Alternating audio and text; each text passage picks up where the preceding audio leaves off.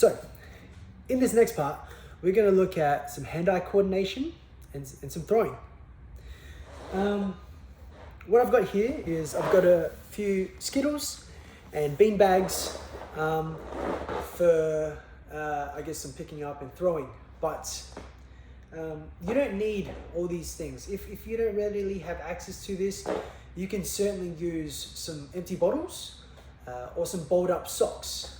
Just something soft to throw. I wouldn't be throwing anything that you have access to, but more so, yeah, just something soft. So you could start off with Noah seated, or he could be sort of, potentially on a chair, or we might go with seated first. So very simple. I would set up the Skittles. I would model it first. So I would, throw the beanbag, or you go underarm, overarm. It doesn't really matter how we go about it, but you're modeling what you're doing. You knock it over, great success. Clap, make it loud, make it big. Get that reaction from Noah. And if anyone is around, also get them involved as well, so we can sense and we can feel what has occurred.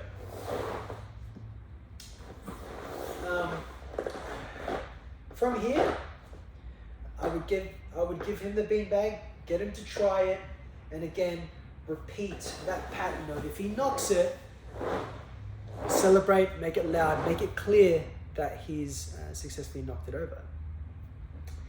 If he's getting a bit more comfortable with this, or if you feel like we've got to change the activity just a little bit to make it more interesting, because if you keep doing the same thing, I tend to find that it's not as stimulating enough, and that's where at times that you do lose the child's attention, and that's why grading the activity up or making it a little bit different goes a really long way.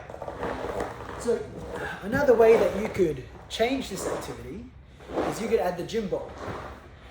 Similar to what we talked about before, where you have Noah sort of on the gym ball like this. You could place the bean bags in front of him like this. I would then, again, like I said, model first what we're trying to achieve, and then get him to throw the bean bags to knock the bottles and Skittles over, just like that.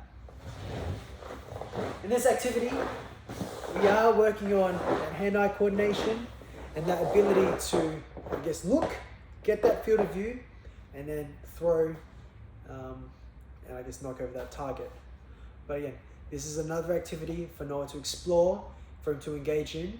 And again, we're trying to use that cause and react play and set up, an example of how you could play this game. Good luck, guys.